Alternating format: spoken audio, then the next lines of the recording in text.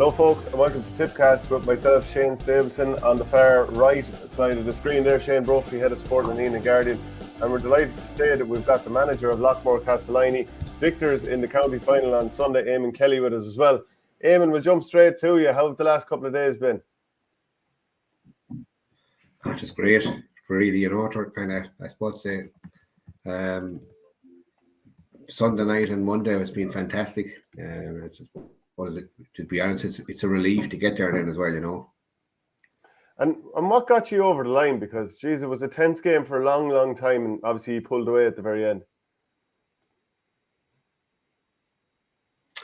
Well, I think both teams worked very, very hard, and actually, when you're looking at it from the sideline, it was difficult to maybe understand what kind of a game it was. Looking back on it, I thought the work rate out of both teams was incredible. And I think our panel, the subs, made a huge difference to get us across the line to finish. Okay. And, was it nervy on the sideline there for you?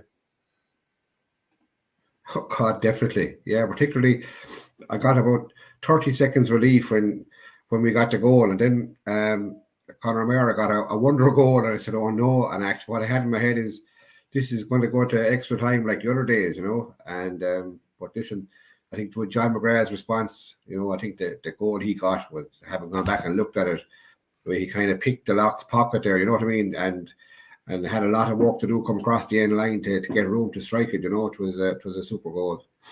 Yeah. Shane, 219 to 117. What were your thoughts on the game? Yeah, it kind of went along expected lines.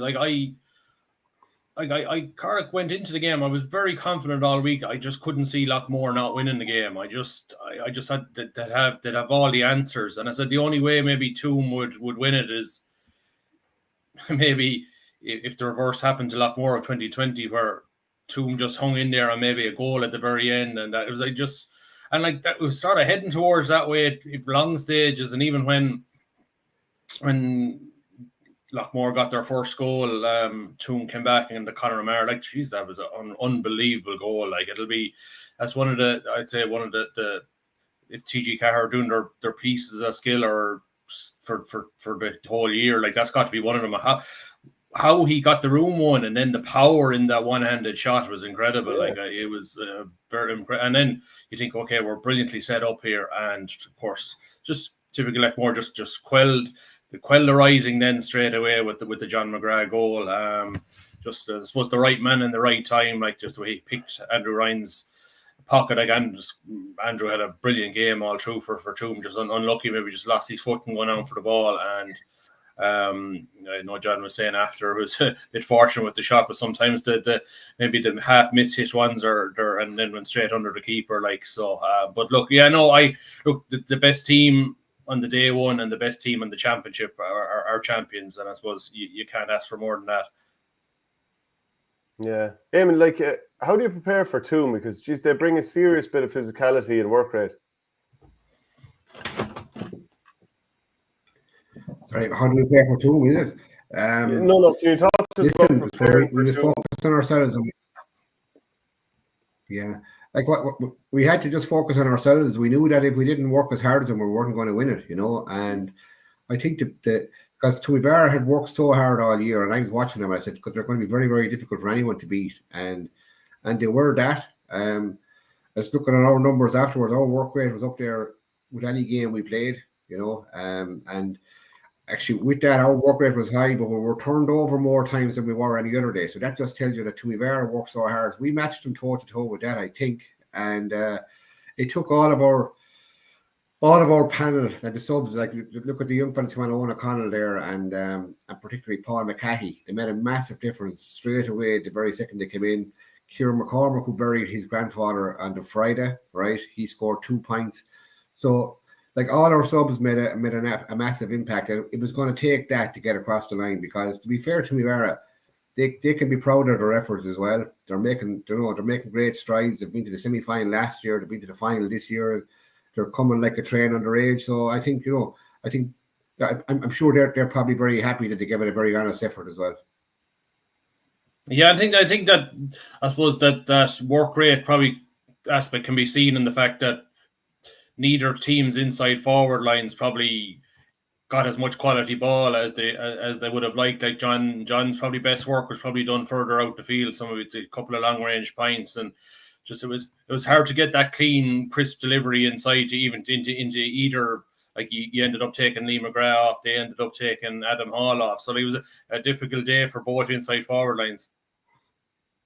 Oh, definitely, and I think that's where it was. That middle third was a scrum, like every ball was contested tooth and nail, and as you said, Shane, so that's why it was so difficult to get that ball in there. Our lads are quite good at carrying it through the lines, but this day was so hard to do that, particularly when that rain came halfway through the second half, and that ball became greasy. That became a bit more difficult, So, listen, it was one of those. I don't know whether I can say it was a thriller, but I'm back and look at it. I don't think I've seen a game as intense as a county final. Like the tackle count was massive in it, Yeah, it was a strange one. I think anybody in the stadium thought there was an element missing, but then I think people who were watching it on the telly, and I always give Brian Tyres or TG Carr huge credit. Like his enthusiasm for GAA, like he and his voice, and he brings the game along with him. And I watching it back a second, like, okay, no, it was nearly you get a real better feel for it at home, like, because just the intensity of it, was so high. Like it was probably the most intense maybe club hurling match in Tipperary I've seen for a long time. And Eamon, I'm just looking at some of the main men for Toome Vara in the match, and you managed to limit them in terms of scoring from play. Darren McCarthy got just a point from play. Obviously, look, he'll have other big days as well with Toome and the county. Jack Delaney and Kevin McCarthy got 2 apiece. But outside of that, you really did manage to shut them down, which is obviously a credit to your players. Yeah, I thought our backs were very good. In particular, I know you could say that a lot of the plaudits could go to Lorcan Egan for marking Darren McCarthy, but I think the point Shane made a while ago, I think the supply, we had to focus on getting the supply cut off from the outside, which happened for us with Sarah's, where our forwards actually worked quite hard in not allowing quality ball to come in. But I thought the guys around him, Willie Everston and Brian McGrath, like we had focused on them to maybe watch the breaks. We said if Larkin could get a touch, they had to be there to pick up that break. I think they did that. But listen, Darren McCarthy is an absolute class act. You know what I mean? And I think all of the three of us as Tipperary men, you'll be so happy to see the likes of him coming through. And the two lads you mentioned there, Jack and Kevin, they had super first halves there. They got some great scores, And but overall, I was happy that our backs kind of maybe tipped the balance. You seem, I don't know, that's the second game in a row that you get in at half time and you come out in the second half and you seem to squeeze the life out of the opposition sort of half forward line. Is that something you're very, very good at making, sort of in-game little subtle adjustments that sort of takes, like you took Kevin McCarthy and Jack weren't as prominent in the second half, and Toome were sort of living off scoring scraps maybe after that, maybe relying on Dara's frees, and of course Conor O'Mara came on and got 1-2. Yeah, it's a bit of both. The lads would question themselves now, to be fair. They're a really honest bunch that way, in terms of like some Mossy, McGrath and the lads would really focus on that. It's up to us to work hard there to ensure that ball isn't going in. So like, yes, we felt at half, we discussed it at half time.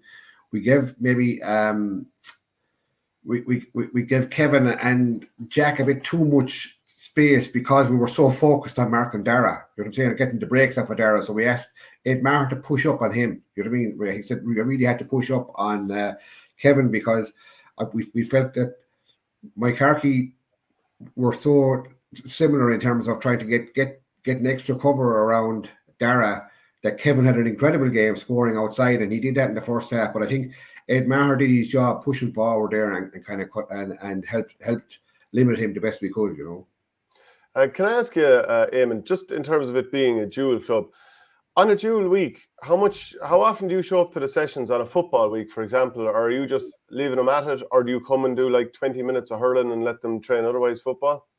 This is the handiest job anyone could ever have. I only have every second week, right? Okay, I get, like, after the county semi-final against Sarah's, we had them back only last Wednesday night, and that's the way to do it, because We did it one night where we did a bit of hurling at the end of the football training, and it wasn't the same quality at all. So we said, listen, recovery is probably more important, and that they were very good at that, to be fair. So, but you have to trust them that they do their own bit to keep their eye in, But a lot of people kind of find that hard to figure out, and I did myself for a while. I remember one of the before the SARS game, we hadn't seen it for the 10 days since the quarter final, and I was talking to Aidan Stakeley after we were training in Toohey under lights.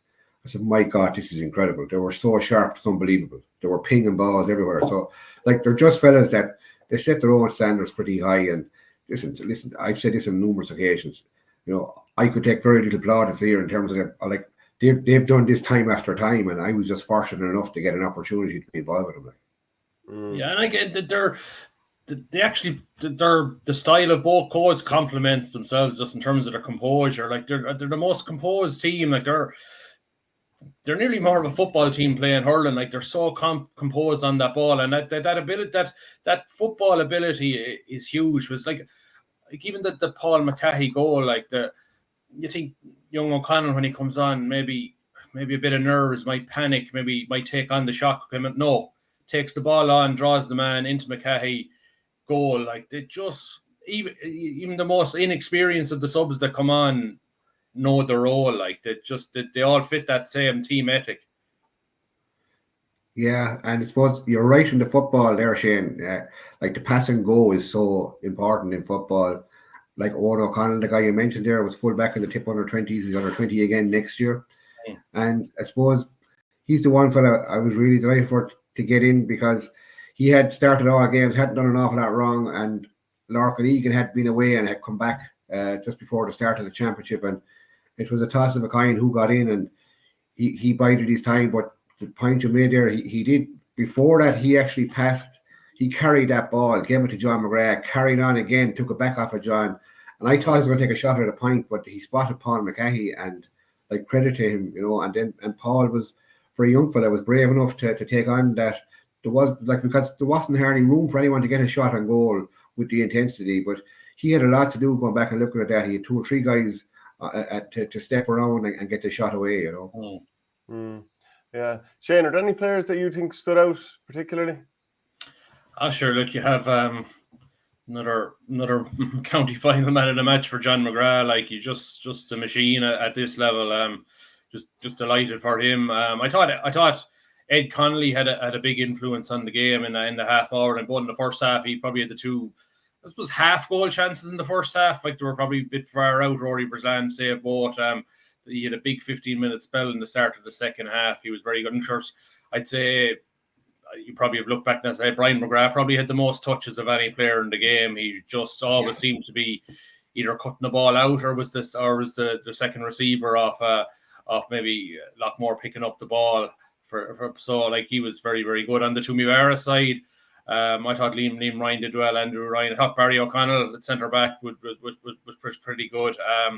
Conor O'Farrell had a very, very good first half. Maybe wasn't as prominent after the break. And that squeeze middle third, that sort of got it definitely played against Toome, because the likes of Darren Delaney got very, very few possessions. Darren is very, very good at playing in the likes of the McCarthy's. He gets the ball onto the shooters. So once that little bit of an area was crowded out, it made things harder for Toome. And look, I said in my piece this week, Toome don't do moral victories, and Ken Dunn was saying that afterwards. But look, they've taken another giant stride there this year. North under 19 champions again. The players coming, like Josh Poole got experience off the bench there. Jake Hackett, I'd say, probably will be starting next year. You have Austin Duff probably will be eligible next year. So they're only going to get stronger and stronger. And Eamon, I'm just wondering, with the teams you've been involved in, Patrick Swell and Killadangan and county teams and stuff like that, and then I'm looking at Loughmore and I'm thinking all the McGraths there and some other very experienced players. I just kind of get this sense, and then the mentality of Loughmore and Everbeck going into big games. Is there any, is there a sense of calm around these players, and how would you contrast them with other teams you've been involved in? He's probably a bit of both. There's calm and drive. You know what I mean? It's there's the fire and ice, which you always want in a team. The bit of experience, and we spoke about that on before we went out on Sunday. Like they've been there a few times. You know what I mean? A lot of these guys, it wasn't their first time in a county final, and we felt, that to be fair, even though they have massive tradition, it was a lot of their guys' first time in a county final. So that actually probably helped us in that aspect. Where the lads they're very calm, and when Noel talks, then like the whole place listens. He's a natural leader. And he like. Probably the best evidence of that was half time against the Stars. I thought we hurled incredibly well, but we gave away 2 stinkers of goals. And the lads just spoke up. Hang on, we're doing what we're supposed to do. Let's stick to our task here. And Aidan Staken turned to me with 5 minutes to go in the game, and there was nothing in it before the goals came. Now, I said, Jesus said, "Are we going to hang on?" I said, "Who else would you back in this situation?" Because time after time all year they finished like a train, And I actually had great faith in them, and they are. I think it's a case of.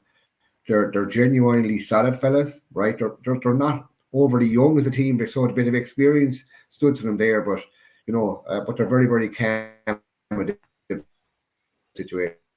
Yeah, and there's absolutely no egos there as well. And like speaking of Noel, like I think this is his 4th medal. First one was 17 years ago, back in 2007, and he's still going strong. And like just his ability, like his brain, like I'd say you probably don't even tell him with maybe 15 minutes to go for Noel just to drift back nearly in beside Brian. He knows it himself. And like I'd be thinking, and I've said it for a couple of years, that I don't know what your thoughts on it be, that if Tipperary are rebuilding at the moment, surely you hang on to Noel. And even if you have to play Noel at centre back and maybe play a +1 around him, like that's not a bad place to start from.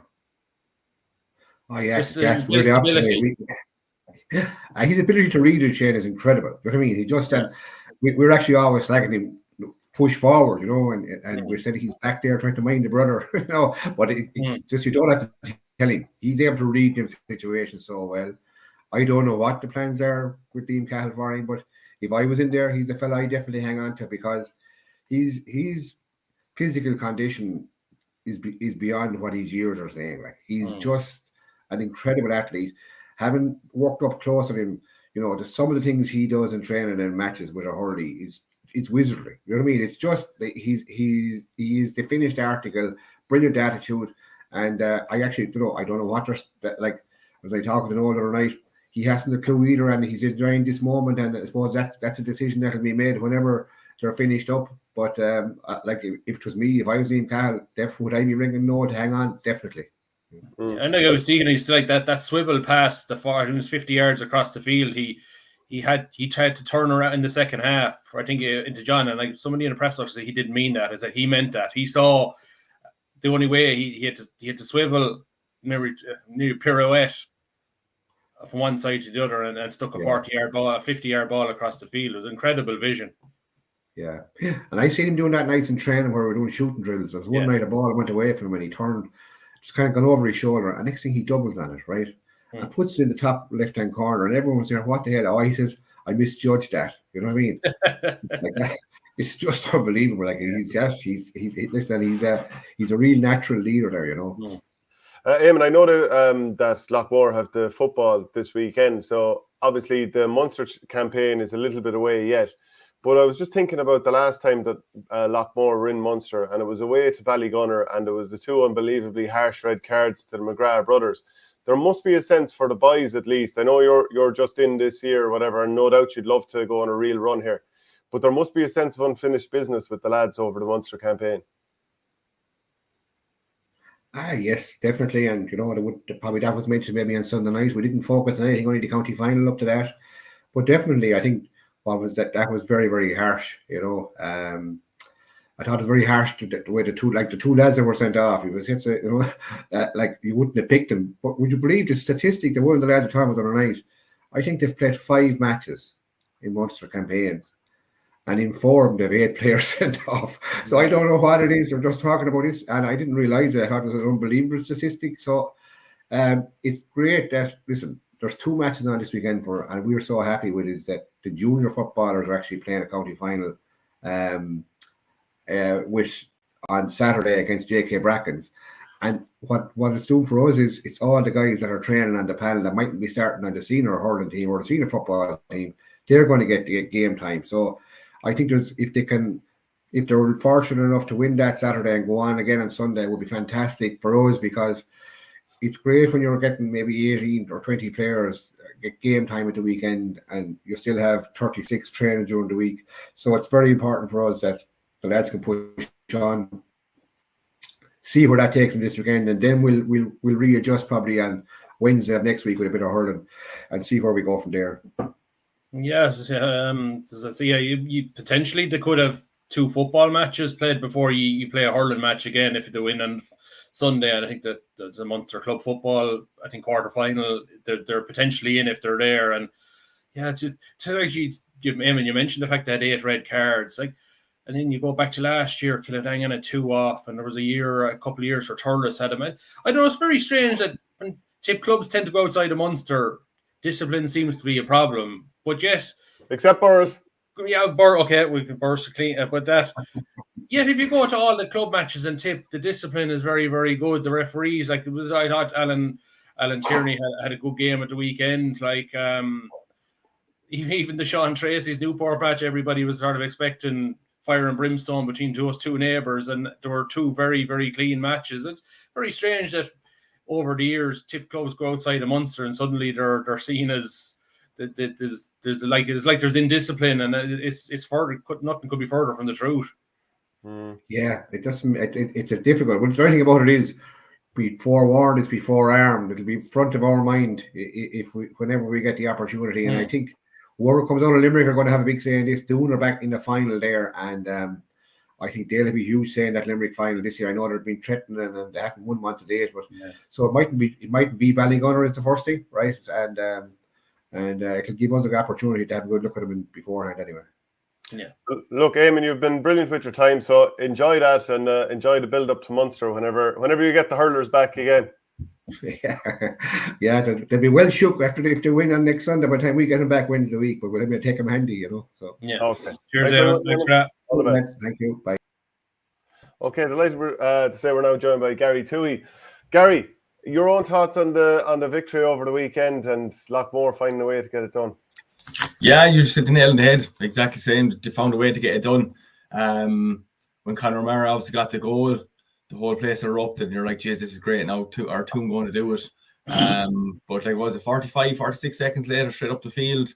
John McGrath. I was actually sitting beside Shane at the game, and we're trying to figure out who would have been man the match. And it was just one of those games. Nobody really stood out. Now then, you look at Johnny, got 1-3 from play, set up 2 scores as well, got the goal right at the perfect time. Heartbreak for Toome, but just watch the name in there, and he's very modest. He is. I know you can say about you have the players and they've been there, they've done this experience, etc., but like for an outside man to come in and win basically every single game this year, it's some going, lads. And the one thing about Loughmore is their last 15 minutes. Every game this year, their last 15 minutes, they've outscored their opponent in every single championship game. So that happened again last Sunday, and you can say about the football isn't playing every week. You need some coaching and some management team to keep doing that week after week after week. So, no, congratulations to him and Loughmore. But that's not by chance. That we give credit to Eamon and I suppose the whole club for getting Paul Tracy in. I mean, the training they did at the start of the year. The reason they're not breaking down with injuries is that they've been trained properly. Their bodies are conditioned to be able to go 60, 65 minutes. And like Loughmore are not doing just think about it. There's this obsession with rest, and I just all this. You nearly hear the relief out of Kerry that David Clifford's getting rest. Or they're only playing 1 game of football a week. Like you can over obsess on training, it's maybe running around for 60 minutes once a week. That's all they're doing, like a lot of the time. So look, we can over obsess on rest on games. Like once players are you only need to tick over during the week. And like speaking of Paul Tracy, that's some 3 like Loughmore this year, Borland last year, O'Neill the year before. Lads, we're not short of people in Tipperary who can get teams ready. Like Paul Tracy, if he's not in with some Tipperary team next year, there's something amiss. Like Aidan Stakelum is a brilliant coach. Shane Hassett, I think there's a lot of good work going on in Tip and Murta Brennan and the CEO is particularly finance things where we're getting things in order. But I think the next step is maybe to make sure that maybe a lot of our coaching strength is not going outside the county, harness it at home, get him in roles. And I know Aidan Stakelum, I think he's with one of the development squads. I think maybe could be under 16, but just get a bit ruthless, in terms of not allowing too much of our if there's people out there doing good work in clubs, if maybe there's a role in an inter-county team that could help out with two, all the better. Yeah, Shane, I'm going to bring up something that we did a while back, which is the Tipperary Power Rankings. So this was after the quarterfinals. So, Gary, maybe we'll get you to comment on this. We went to Killadangan 1, Loughmore 2, Thurles, Toome, and then 5, 6, 7, 8 were Killer 1, JK Brackens, Ninair Oak, and my Carkey Burris. We had an 8th. We wronged them. You wronged them, all right. Well, I suppose Max Hackett probably looked at that and said, "I'm going to shove it up to the two Shanes here." No, that's not. It's not too far off. Top 4, it was your top 4. In fairness, no, Thurles again probably flatter to deceive, but Killadangan, even though they lost, I don't know. It's a strange year for Killadangan again. They'll go back over the winter now, and look, they're going to be back again next year. Jesus, they're not going away anytime soon. They have. Apart from Joe, for the same age as myself, Joe Gallagher, who else is of age? No disrespect, but that's still a very young team. Not miles in the clock, but just back to the point Shane made there about playing every week. I'm back playing junior soccer, playing 90 minutes every week, and you're mad playing another game the following week. But the way recovery has gone nowadays, you can play a game every week. And if your strength and condition, as Paul or Shane said, is right, there's no problem playing every week. And Loughmore, a prime example. I'm not going to name the clubs that conceded football games this year, which for me is a thunder disgrace. But Loughmore are a prime example. Play week on, week on. Simple as that. Don't be conceding games. Play your best team every week. Enter your hurling and your football, and you'll see what happens. It comes up. You can't beat winning and playing every week. So, no, Loughmore are not just an example on the field, they're an example off the field as well. So. Yeah, and something that Lee McGrath said to me after match, Toome Vara would have been thinking about that match for a fortnight, matchups and Loughmore really only started thinking about it last Tuesday. You can overthink matches as well, and maybe that's you can see it in hurling and definitely in football. When we saw some of the images, there's overcoaching going on. When you hear inter-county managers saying ideal scenarios 2 weeks of team games, that I hope. That's deadly. That's overcoaching central if you have a fortnight between matches, and and if you break down everything to the smallest degree, you take the spontaneity out of sport. Yeah. And when you take spontaneity out of sport, it becomes very, very dull. But no manager cares about whether you like spontaneity or not. There's a lot of managers that do well because they have time. They're playing in half-empty stadiums, and that's what's going on in Gaelic football. Yeah, but when you're involved in the management team in Laura, you don't care how many's in the stand. I mean, it's nice to have support there, but you don't. I know, but I do think there's got to be a realism in the GAA that sport it's entertainment too. I know when you get in the door, you like winning, but there's got to be for the good of the game too. There are elements of hurling. You think hurling is brilliant at the moment, and we've seen some brilliant inter-county matches. But geez, there is a lot of. You look at Gaelic football. The new rules are we trying to bring the contest back into football. A lot of contest has gone out of hurling as well. It's all about off the shoulder running, holding on to you rarely see much direct ball sent into a full forward line now, where two boys go under a dropping ball so. It's nearly all 70-30 or 80-20 balls. So, just because maybe hurling is in a better place than football, that doesn't mean it's perfect either.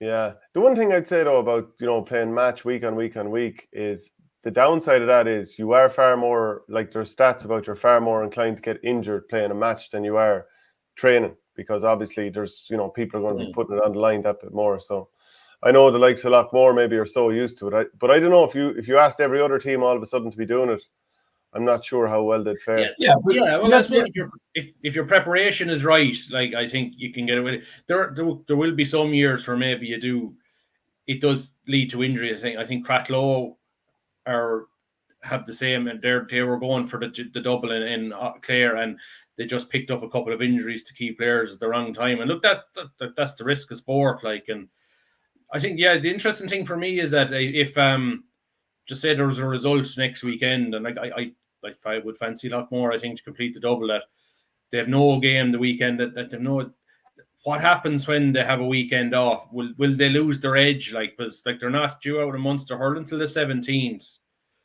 If they win in football, they're playing, I think, the way that they're away to the Clare and Limerick champions of the 3rd of November. So like that there will be weekends off coming. Maybe some of their younger lads probably will have a bit of under 21 to keep them ticking over. But in some ways, I nearly think that maybe if they started having weekends off, it could actually upset Loughmore's momentum at this stage.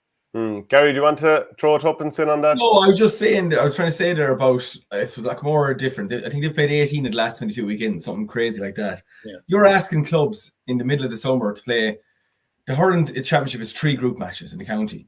In the football, sure, there's a group of 2 or a group of 5 and there's a group of 3 and 4. It's an absolute nonsense with football at the moment, but you're only asking clubs maybe to play 4 or 5 weeks in a row, one time a year. So clubs conceding games, that for me is a null and void. That should be an automatic throwing out the championship regardless of what your reason was. This day and age, everyone should be able to feel the game. So if you can't play 4 or 5 games in a row once a year in the midst of the championship, forget about it. Don't even bother turning up for training, because you can pick up an injury in training. Like you lads, you know yourselves, train a match sometimes. There's a lot more intensity and hard hits than the championship match the odd time. So again, I know I'm going off a complete tangent here, but still, it's just Loughmore just after proving it that it can be done. So we kind of mentioned it a little bit earlier about Conor O'Mara's performance as a sub, coming in and popping 1-2 when Toome were struggling to score freely. That's one of the best impacts we've seen in a long time, Shane. Oh yeah, no, he was very, very good. And actually, the one player that was part of the 08 panel for Loughmore, he was only a fringe player back then, and yeah, I said that I know he started off the year brilliantly in the North semi-final against Nina, and I think he picked up a bit of a leg injury and missed a good chunk of the group stage. So look, he's one, like, in terms of experience. I'm sure if he goes again next year, like I mentioned, maybe Jay Cackett will probably be coming into play maybe next year as a starter. Austin Duff will be eligible next year. Like, Toome are only going to get stronger. Like, their age profile is pretty good. Like, so loads of experience. Like Joey Malachny's that old. I know he got an operation recently. Like, you think if things go right for him, maybe can he maybe he's minor in 2006 the All-Ireland captain. Like, sure, like if you're right, you can, and club level, you can go late into your 30s and be still effective. So look, I think the fact that Toome Vara are thereabouts, like anybody maybe it was mulling over, maybe not, maybe going again, they probably should, like, and look, they're only going to get better. Okay, we might move on to the Premier Intermediate final from the weekend, which was another dramatic affair. Cashel Kilcormac's 2-17, Carrick Swan 19. And the game turned on a long-range free that drifted all the way to the back of the net, and then a red card not long after. What do you think, Gary? It was all Swan, and then it just wasn't.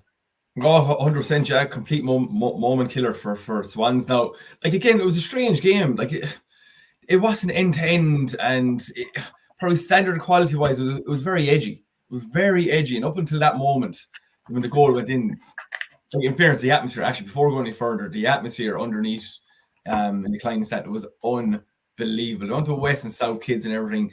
Every time a free was being taken, the ultras from both sides were tapping the banners, the seats and everything. The atmosphere and colour was unbelievable. I arrived an hour and 20 minutes before the game. There's about 200 or 300 people queuing up outside. It was unbelievable. But no, the game probably needed it now. Not the red card, but the goal that went in, it really got the last 15 minutes going. Really exciting last 15 minutes.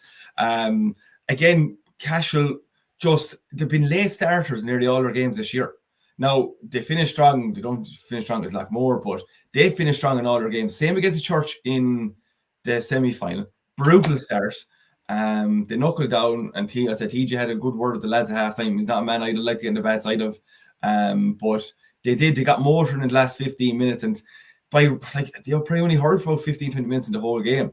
But over the balance of things, you'd have to say the Swans were probably over the whole 65 minutes, probably the better team over the whole course of the game.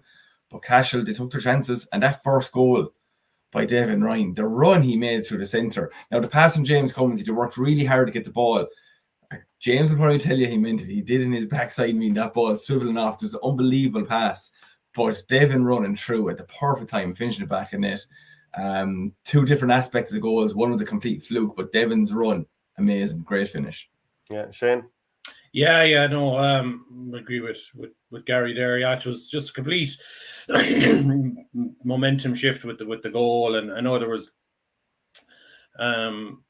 frustration maybe among some the Swan supporter that maybe there shouldn't have been a free in the first place, that Danny O'Hanlon had made a big hit on. I don't know if it was a Conor O'Dwyer or something, I can't remember it. I know it looked a clean hit. I'm not sure whether there was a little bit into the back. The call was made, but like, really, the goal shouldn't have gone in. It was just a high ball into the square, and the goalie, whether he misjudged it or what, whether he thought it was going wide or maybe I don't know, there wasn't much of a breeze, but maybe it blew it back in at the last second or what. But it just completely freed Cashel. Because I listened to TJ Connolly's interview after. They looked like a team. I wouldn't say over. They looked like a team burdened by the pressure of what they were chasing. Like, I don't think the occasion got to them. It was they're so desperate to get back senior, and they just didn't hurl. They were overplaying the ball in the first half, getting themselves in trouble. They were. I think they get too much respect to Gavin O'Halloran as the sweeper for this one. They were terrified just to be more direct and maybe hit the ball to him. And what they did in the second half, one thing was they made sure Gavin O'Halloran wasn't spared. They made sure there was somebody standing in and around him, and went more direct. Of course, the goal just completely took the edge off. And then, of course, the red card not long after, just a silly red card, Devin Ryan got a point, and you know what happened. Bubbles made a comment that the man who went down was very quick up as soon as the red was issued. Possibly, but I saw the incident straight away, and Devin got the point, and as sometimes he tends to, he give a little shoulder into the guy maybe nearest to him. He came looking for it. He came asking for it. He got his answer, and then he seemed to very conveniently be grand as soon as the card was issued. But the Swan player gave him a dig and he missed, and Devin went again for a little shoulder, and Swan lad went again. Like he gave a first dig and he missed, and then he went and gave a second one. Like you're asking for trouble, and I'm not. Look, I don't like this goading part in hurling or any sport. And look, that's probably what caused the whole thing in the first place. But look, you've got to keep your composure at that stage. And look, just after the goal, the last thing the Swan needed was to go down to 14 men. And once they did, it was like they were really in serious trouble. The Cashel were able to sit back. Conor O'Dwyer was able to hoover up ball. Owen Connolly was able to hoover up ball. Apart from Callum Lanigan, they really struggled for scores. They did get Danny O'Hanlon got one, but they 1, 2. Then he got 5 points from play, separate to Callum Lanigan's 2 from play. They only scored 7 points from play out, I think, Carrick Swan, and that's probably that's not going to be enough to win you a county final. Yeah, well, look, I'm certainly not defending giving little digs, but I think there's two sides to every story here. Oh, look, I know. I saw the incident. I said there was no need. There can be a bit of goading time after getting a score, and there was a dig, and then for him to go back for a second dig after missing the first one, But look, it is what it is, and look, Cashel are champions, and look, it's I'm sure it's a huge relief for Cashel, and you probably think with the age profile of their team, they have massive potential for growth over the next few years, and if they can get Ger Brown back fit and firing again, and maybe back in the starting team, and look, they're in a county under 15 final, they're West under 19 champions, they're really starting to dominate that division again. Yeah, just moving on to the Premier Intermediate relegation final replay. Tracy's beat Newport 219 to 119, so it's taken a while, Gary, but eventually Tracy's got it done. Yeah, I know. Obviously, what's not? We saw some highlights, but by all accounts, Tracy's they well deserved it. Now, the first day Tracy should have had that game dead and buried. with 15, 20 minutes to go. Again, I think they were 7 or 8 points up, and just, I suppose, subconsciously they're probably like, this game is over, and they let Newport back into the game. So, no, well-deserved winners, 100%.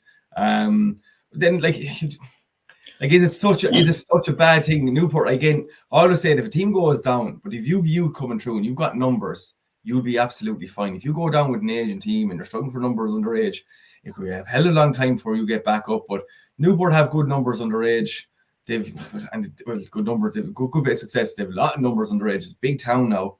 They'll be absolutely fine. And maybe now Newport lads that watching in this, they won't like it, but maybe a year or two down below at intermediate level won't do them the worst. But chance to rebuild that team. Obviously, they had to bring a couple of boys back. A couple of lads have been injured. A couple of lads are probably of age where they're going to probably hang up the boots. So it's a chance to rebuild from scratch again. Like you saw the intermediate final on Saturday. There's probably only 3 or 4 teams in intermediate that can realistically win an intermediate county championship, and then you'd have to put Newport down with that for next year if they rebuild properly. Whereas Premier Intermediate, you had 8 or 9 teams that could win it. Senior, there's 5 or 6. I would say it's a lot easier in intermediate, but for me, there's not as much quality and depth into intermediate. So look, well done to Tracy's. Like, there are some club lads to stay going the way they're going, and like, they don't have massive numbers. Everyone knows this at this stage. There are some clubs to stay going and stay battling. And the standard they're hurling, I'm telling you, even from the first stage, it was very good. There's some lovely, lovely hurlers, and look, fair play to them for staying up for 2025. Shane.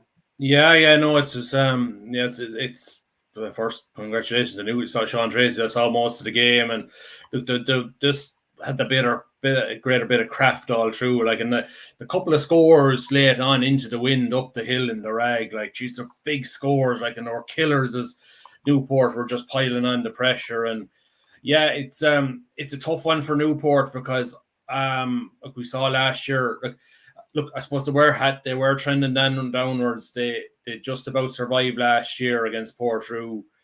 We saw Portrue, like, they only got as far as a quarter final this year. Okay, lost to eventual champions when he got, like, it's like, I'm not saying Newport can't bounce back straight away, but I wouldn't confidently say they'll do it. Like they'll need everybody next year. They will need, just like, it sounds like Sean O'Brien is away permanently. Conor Wani probably retired. Woodron Floyd is away. Like they did get to an under-19 B North final. Like, I think they had a very, very good young junior team that got to a North final. Like, they're definitely building now, and like, you can build in intermediate, provided there isn't the and like, they do have a scoring forwards there in Colin Floyd. If you have one dominant forward, he can carry you a long way. And they have a very good under 15 team coming, but like that's a few years away yet. So I think can they win intermediate next year? Yes, but they need a bit of momentum too. And as Gary said, I know we'll probably move on to that game now. Like that I thought that final on Saturday was incredible. Like, Ballingarry will be thereabouts next year. You'll have gold and cap of white. Like, that's a championship that's really firing now. It's really settling in nicely as well. Yeah, and after 50 minutes of that intermediate final, Moneygall were 10 points ahead, 220 to 210. And it got nervy, and goals started going in, and they only hung on to win by a point. It was 221 to 414 for a finish. Gary, that was some stuff. Were you out on the beer with the Moneygall lads after? I went in to say hello to the cousins and the uncle for an hour or two on Saturday. All right, yeah, maybe on Monday too. But I was actually with Conor Boder, and I don't know if you remember Killangan against Clouty. Remember in Burst League, Killangan were 10 points up, or Clouty were 10 points up with 10 minutes to go, and I turned around to Conor, and I more so said it to make it interesting at home for the folks and everything.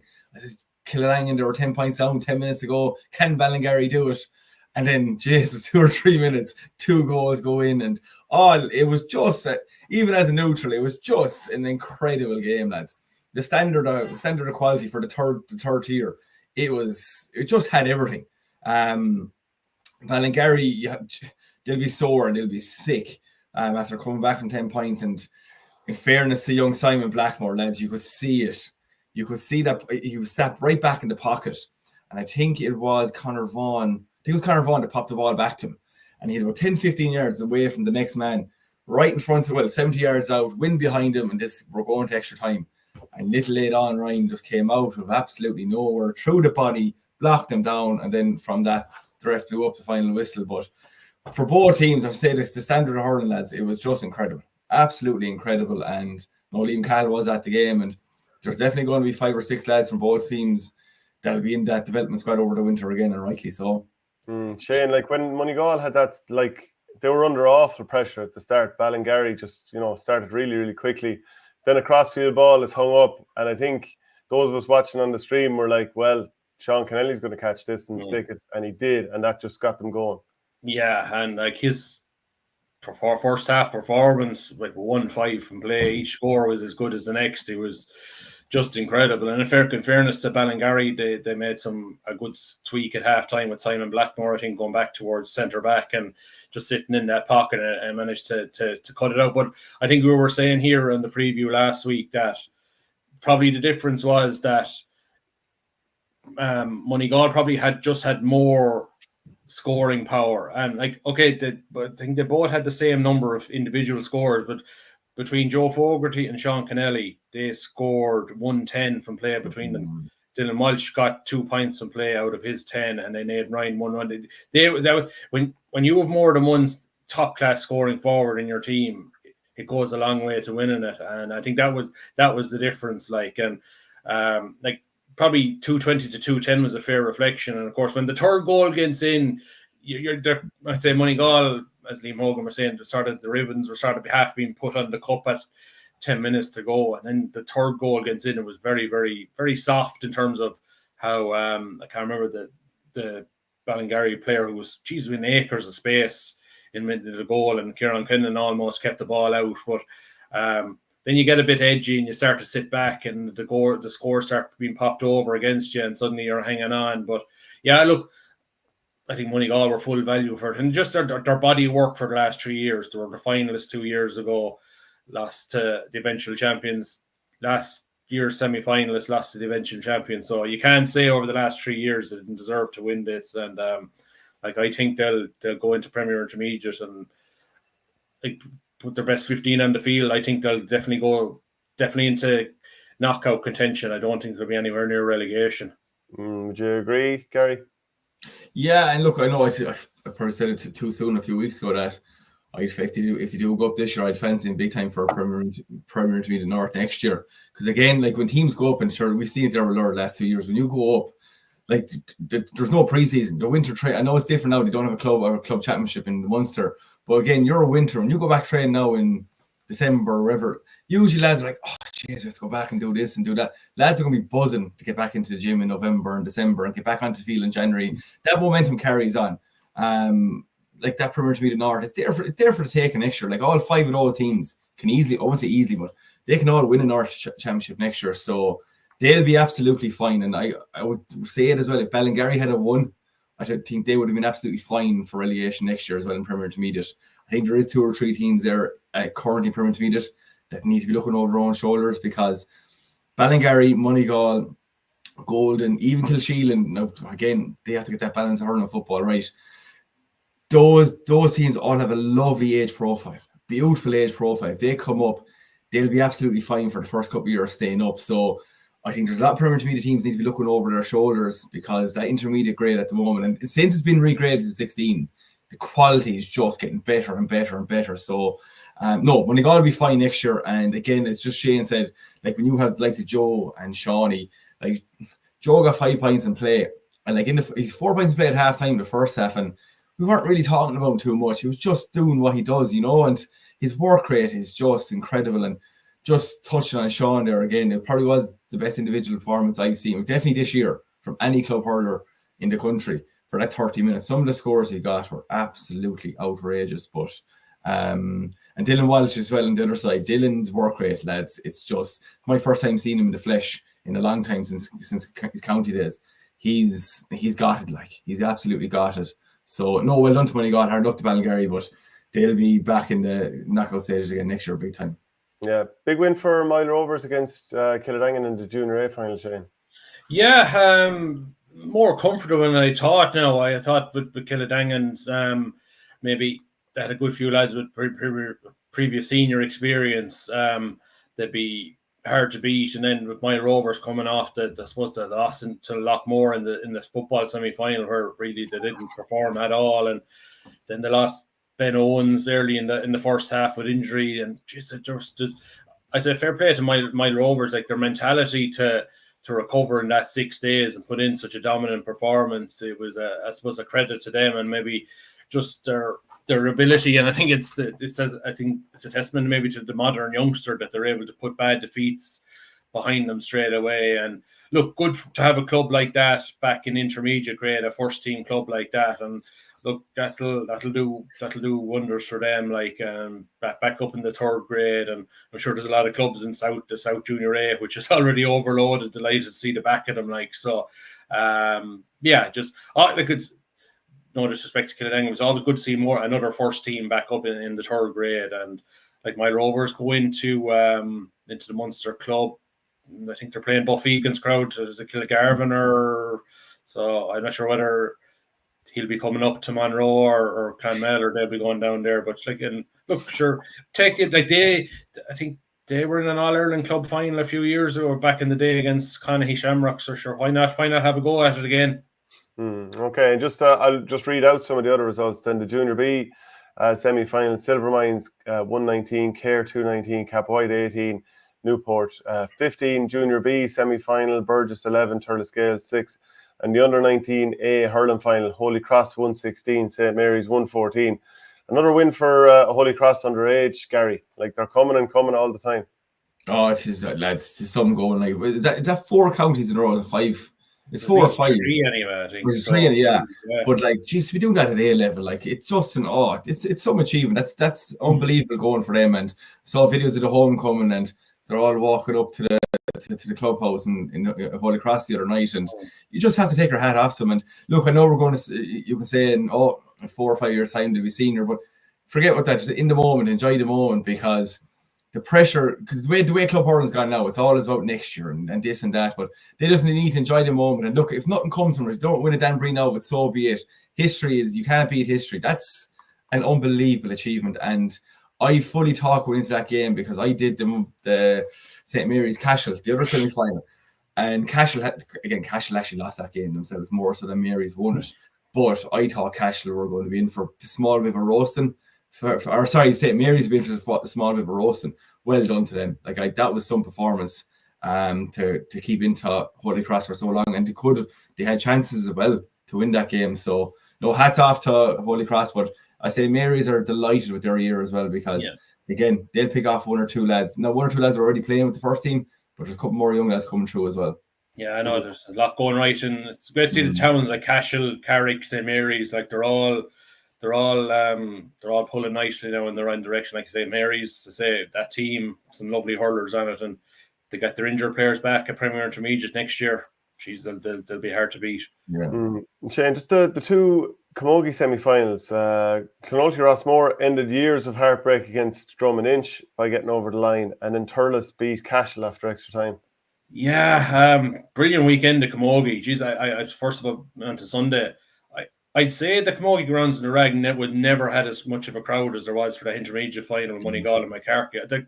The car, Jesus, like the cars that were parked up as far as Maloney's garage from the Rag, and that's a fair old trek. You actually had to know yourself, like just incredible. Like, and this was the hype in Moneygall the day after they won the intermediate men's title, and then to back it up and win the intermediate ladies. Great weekend for them. It was on the back page of the Guardian this week. I think I sent it to you, Shane, of the 2 cups, and brilliant for them.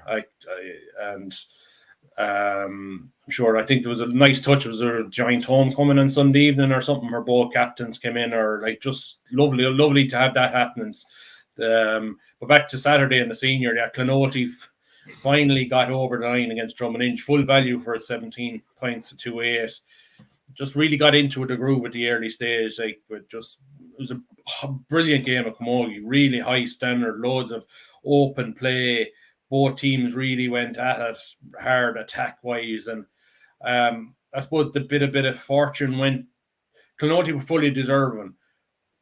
But I'd say they got a big help with Emer McGrath not able to play for Drum. It was disclosed after that Emer did the cruciate in the quarter-final against Shannon Rovers. And I'd say that's probably her gone now for next year for Tipperary, who would be an absolutely massive loss. Like, so free taker, she's potentially going to be an all-star this year.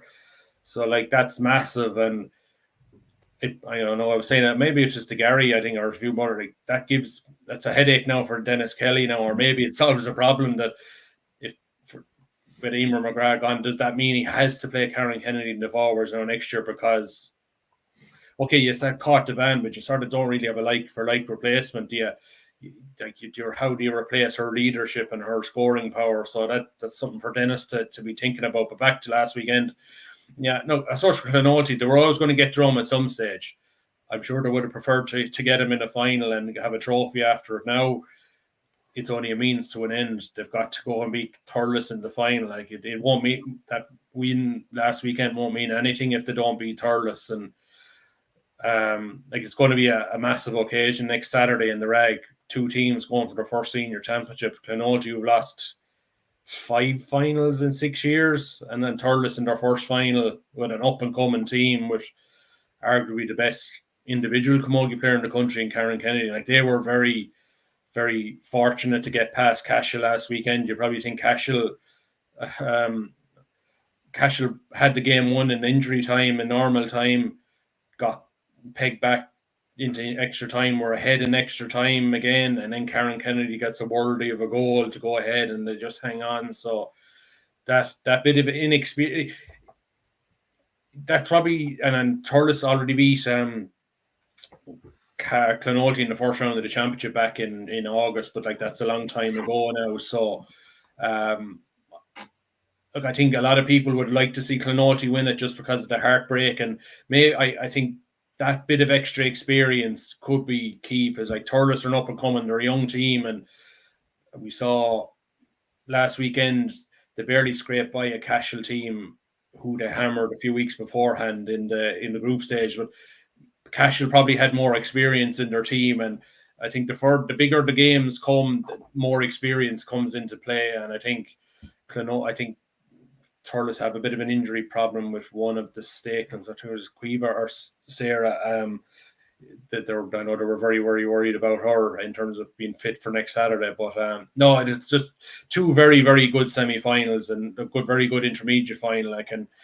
Just shows you another Tipperary camogie is going well. And you see the comment about the cruciate injuries. I think a lot of it is just genetics, that women are just predisposed more to these type of injuries, and it's just.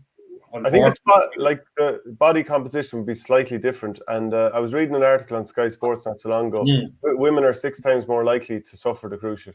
Yeah. Yeah, you see it during the Women's Super League or Soccer League over in the UK.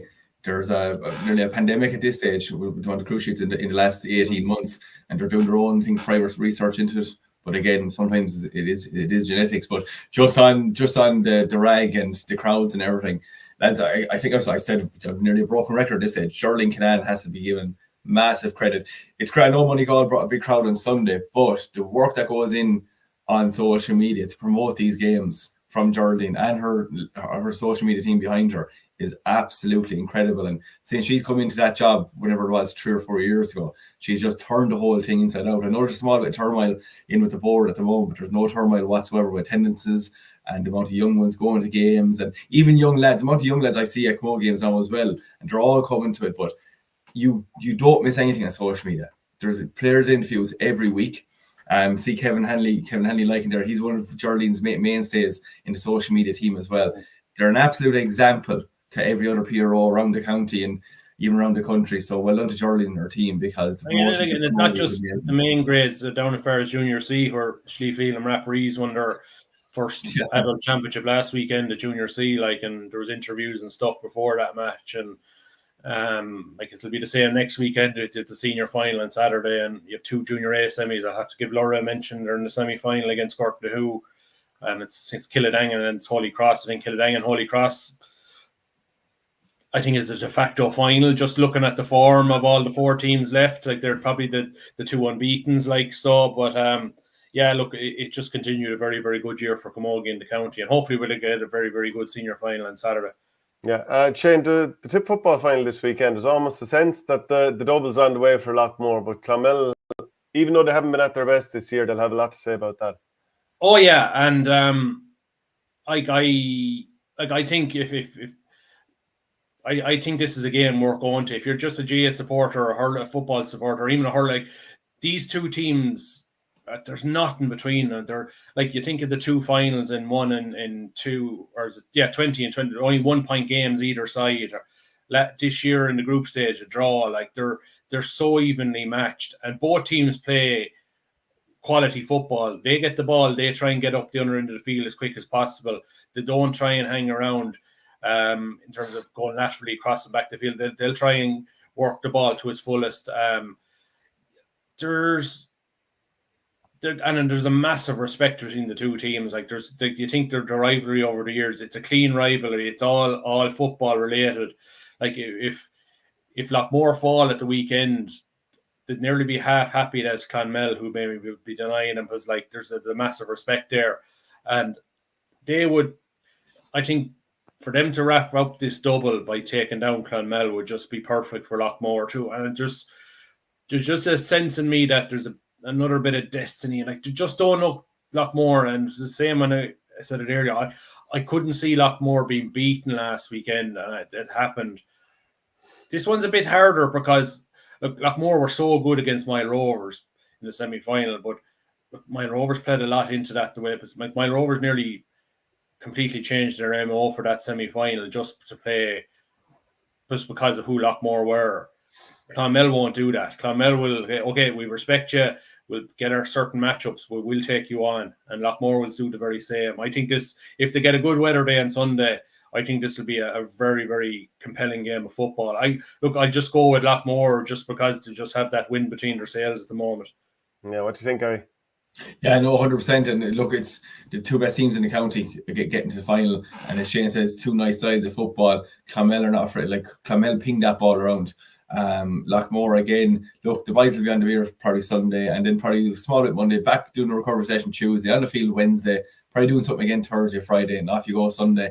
Momentum is, like, again, we spoke about the Swans and Cashel moments. Like, the momentum they have at the moment, you could not just back against them. You couldn't back against them. I do think they will win on Sunday. Now, again, it's no disrespect to Clonmel. They probably just, for their own standard, they probably haven't hit their own heights this year. And they probably know that themselves. I know a couple of lads have been out and away and injuries and stuff, but Loughmore really motored against the Rovers, and everyone was talking about the Rovers this year.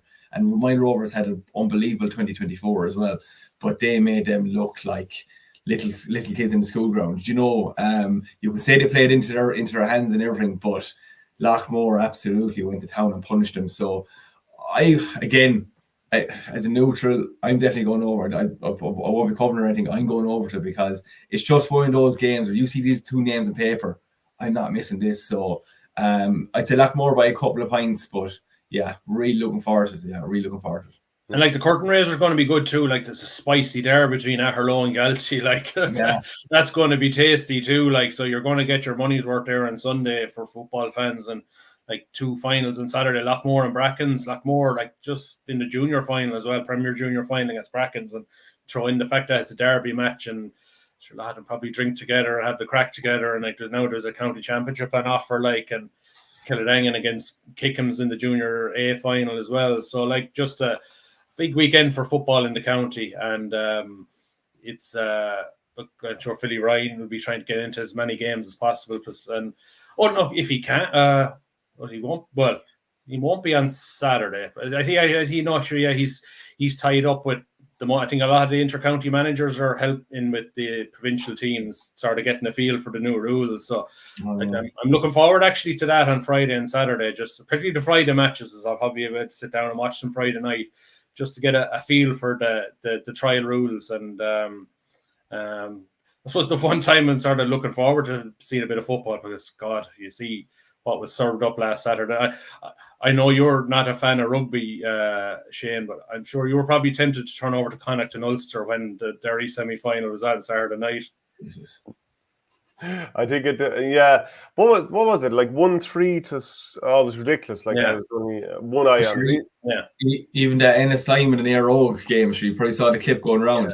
Yeah. Now, just in that, I think it's Killian Ruan. I think he's getting awful stick for that. Air Og Ennis had all 15 lads, nearly in their own 21, but it was Ruan who was getting all the stick. I know he did a couple of keepy ups, and look, tis at the end of the day, like, geez, who did he actually upset? Like, but Air Og Ennis had 15 lads inside their own 30. And it was just the sooner these rules come in, the better. Well, but a lot of it, I guess, has to come from the players too. Like, when are the players going to shout stop to the coaches? Like, stop. There's too much football played with fear now. Fear of the turnover. Footballers still love playing football. Like, now and again, you get a lad say, it can be a bit boring. But, like, I come across a lot of footballers, especially up here in Dublin, and they still enjoy it.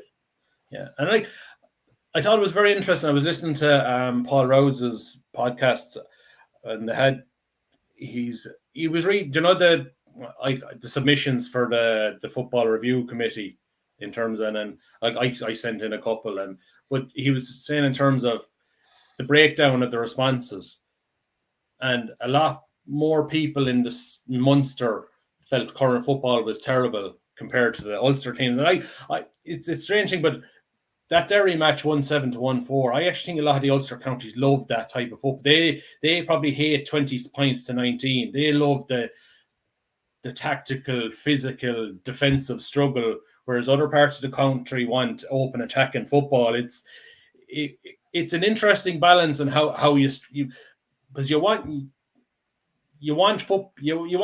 football to be about quality defense, but also open attacking football as well. Like, so it's an interesting balance of how you can keep everyone happy. Yeah, not sure. Yeah, it's going to be a tough one. All right, lads, great stuff. Thanks very much. And look, we'll see how the finals go this weekend. Thanks very much, lads. Before we go, I think this is. Hold on, maybe I pulled the trigger a bit too quick. I think this is Shane's final Tippcast, is it? Yeah, I have a different role starting next week, so yeah. Will we with Tippcast will stay going, but unfortunately Shane has the driver of this thing is moving on to pasture. We won't say he won't be back, maybe in a different role, maybe as a guest, maybe down the line. But thanks, Shane. I think we're 4 years going on the go, 150 something episodes. So it's going a fair while. I don't think he's missed any. I think I've missed the odd few, but he wouldn't have gone without. So thanks, Shane, and I think I'd like to think this show is sort of part of maybe the staple of maybe people keeping their GFX week on week, maybe in the county, and we'll I don't know if we'll be back next week, but we'll definitely be back in a few weeks' time. Yeah. All right. Well done. Yeah, pleasure. See you later.